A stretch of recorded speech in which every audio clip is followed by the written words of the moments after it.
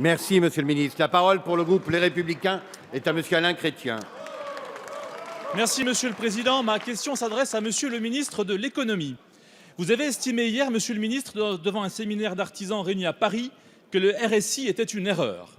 Or, la semaine dernière était examinée ici même la proposition de loi de Bruno Le Maire et de Julien Aubert portant justement sur la réforme du RSI. Le gouvernement l'a traitée avec mépris et agressivité. Cherchez l'erreur. Vous avez systématiquement refusé toutes les réformes que nous avons proposées sur ce sujet. En septembre 2013, j'ai initié avec mes collègues Cadet-Bourbon une demande de commission d'enquête parlementaire sur les dysfonctionnements du RSI. Vous l'avez refusé. En février 2015, Bruno Le Maire a demandé la création d'une mission d'information co-signée par 107 parlementaires. Vous l'avez refusé. Que demandons-nous?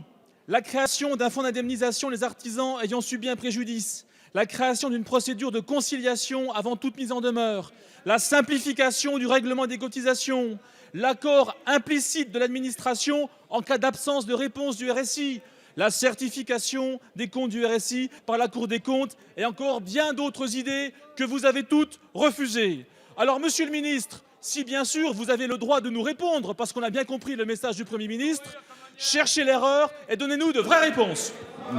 Merci, Monsieur Chrétien. La parole est à Madame Touraine, ministre des Affaires sociales, de la Santé et des droits des femmes. Merci, Monsieur le Président, Mesdames et Messieurs les députés. Monsieur le député, puisque vous parlez d'erreur, l'erreur, elle est sur vos bancs. L'erreur, elle est de votre côté. Parce que moi, je ne sais pas si vous êtes amnésique ou irresponsable. Mais la situation dans laquelle se trouve ou s'est trouvé le RSI, c'est à cause des décisions que vous avez prises et face auxquelles nous apportons des réponses depuis que nous sommes aux responsabilités. C'est pour faire face aux difficultés nées de vos décisions que nous avons demandé à deux députés, Madame Bultot et Monsieur Verdier, de nous proposer un rapport à partir duquel nous avons annoncé un certain nombre de décisions avec Christian Eckert et Martine Pinville.